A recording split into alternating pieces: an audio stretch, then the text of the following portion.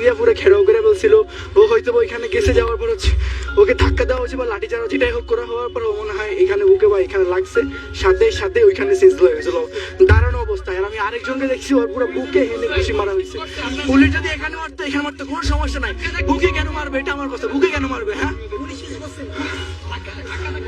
police ধাক্কা দিতে